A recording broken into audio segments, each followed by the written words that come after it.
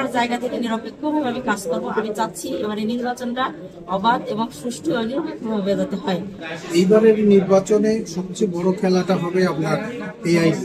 গণভোট সম্পর্কে তো সাধারণ জনগণ কিছু বুঝে না, তাকে তো আমাকে অ্যাওয়ার করতে হবে, সে কোথায় দিবে, কোন মার্কা দিবে। ভাবতেছি না সবাই হচ্ছে কেন্দ্রে যাবে, আসলে কি যাবে কিনা এটা তো একটা ব্যাপার আছে। আমরা চাচ্ছি কিছু অ্যাওয়ারনেসের মাধ্যমে, কিছু মাইকিং এর মাধ্যমে, তারপরে কিছু উঠান বৈঠকের মাধ্যমে আমরা চাচ্ছি জনগণকে সচেতন করা, যে তাতে আসলে তাদের কোনো সমস্যা হবে না, ভোট তারা দিতে পারবে, ভোটটা সুষ্ঠুভাবে হবে।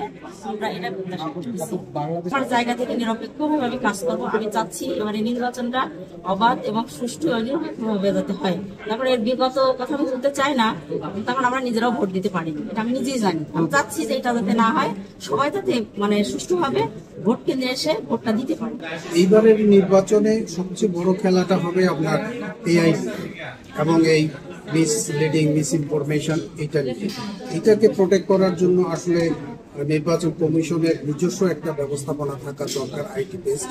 সে বিষয়টা আমরা বলেছি যে এটা যেন দ্রুত তারা ফ্যাক্ট চেকটা করতে পারে এবং জনগণকে সেভাবে তথ্যটা দিতে পারে যে কোনটা আপনার মিথ্যা, কোনটা সত্য। মানুষজন এটা জানার অধিকার আছে, আমরা যেন সেটা জানতে পারি, নাহলে আমরা মিসলিড হয়ে যাবো, আমরা মিস ইন্টারপ্রেট হয়ে যাবে অনেক বিষয়।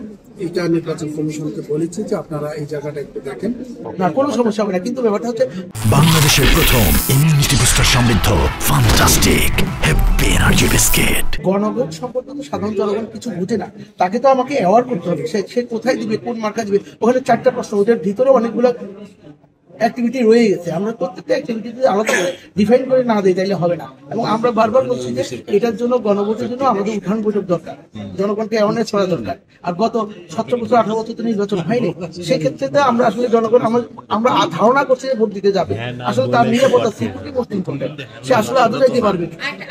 সংবিধানের আইটেম গুলো চেঞ্জ হয়ে যাচ্ছে, আমরা কোথায় কোথায় চেঞ্জ করতেছি, তার সিদ্ধান্ত তো জানা দরকার। সে তো জানেই না যে কোথায় ভোট দিবে। একজনে বলে দিল হাতে দেন বা নাতে দেন, তাইলে এটা ম্যাসিভ নেগেটিভ হয়ে যাওয়ার সম্ভাবনা অনেক বেশি। সেজন্য আমরা বলছি এটা নিয়ে বেশি।